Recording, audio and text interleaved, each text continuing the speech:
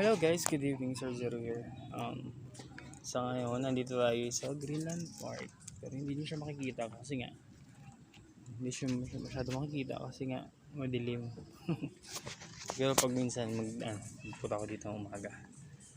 Yan, then kakagaling ko lang sa work. So, ngayon, kaya naman ako napa-video is I just want to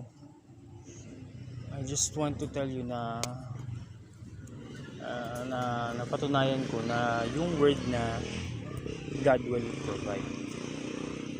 Siguro naman marami sa atin ng mga tao na nakarinig na ng ganung word, especially doon sa mga tao na nangangailangan.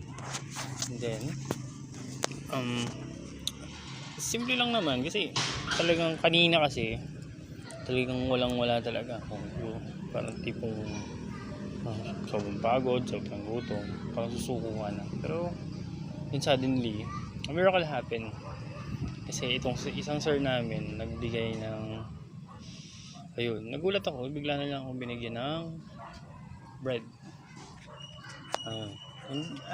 Simple act of kindness naman na isang nagpatunay talaga sa akin na God will provide. Yung tipong down ka na, gutom ka na, and then suddenly meron isang bagay na darating sa'yo na yun nga, dun ko napatunayan na talagang God will provide.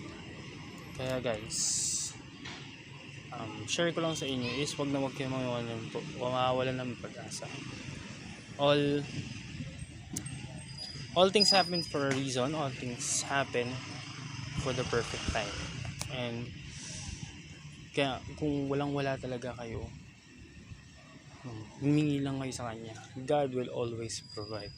Pero syempre, wag lang naman kayo basta-basta hihingi. andun din yung tipong kailangan mong kumilos. Kasi He is the provider, pero kayo yung gagawa ng paraan. Although may mga times na talagang miracle talaga. Parang kanina ayun, nag-miracle talaga siya. Parang kanina kasi talagang walang-wala talaga ako, tapos then suddenly meron isang miracle na nangyari, diba?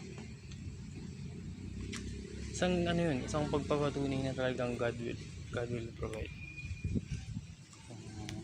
So ayun lang, I just want to share it.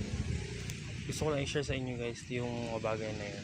So tandaan nyo guys, God gives in a perfect time, and God will always provide. Thank you for watching. See ya.